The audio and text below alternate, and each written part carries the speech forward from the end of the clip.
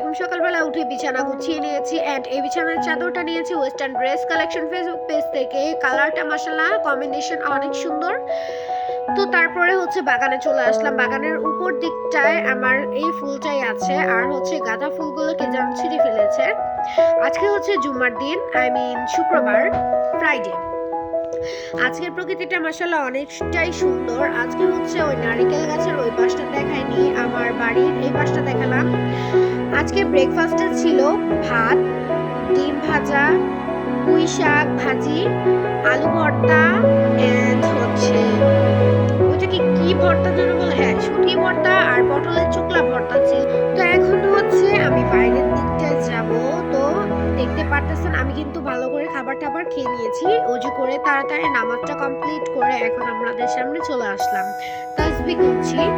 আর হচ্ছে জোহরের নামাজ পড়া অনেক ফজিলত। পুরো 5 ওয়াক্ত নামাজ পড়বেন আপনারা সবাই। যারা চ্যানেলটা সাবস্ক্রাইব করেননি এখনো আমারটা সবাই করে দিবেন। আমার কিন্তু 323 সাবস্ক্রাইবার হয়ে গিয়েছে। আপনারা সাবস্ক্রাইবার না করলে আমি কিভাবে ভাইরাল হব বলেন তো একটু? আচ্ছা যাই হোক, বলতে বলতে প্রায় আমরা কিন্তু শেষ পর্যায়ে চলে আসছি। তো কিছুক্ষণ পরেই দেখলাম ওমর ফারুক চিপস নিয়ে আসছে আমার বোন। ওইটার ভিতরে এই বাবুল পানিটা দিয়েছে নীল কালার, মানে ব্লু।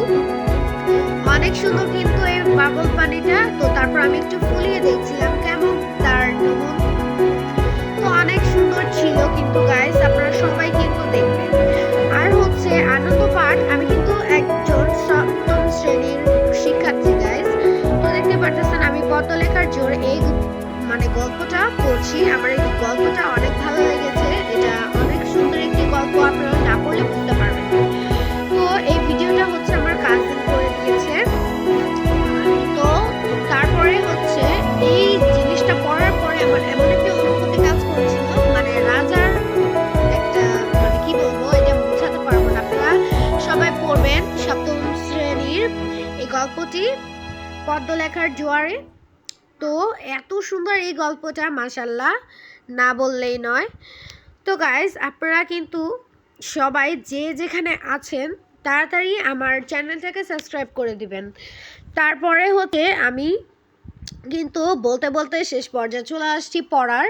তো তাড়াতাড়ি ব্যাগে ঢুকিয়ে নিয়ে আবার হচ্ছে আমি পড়ছি এখন আসরের নামাজটা। না পড়লে হচ্ছে আমার মানে কেমন যেন একটা লাগে। আর কিছুদিন পরেই হচ্ছে মাহে রমজান, আপনারা কিন্তু সবাই রোজা রাখবেন অ্যান্ড রেডি থাকেন সবাই। দেখতে দেখতে শেষ পর্যায়ে চলে আসছি। আল্লাহ হাফেজ।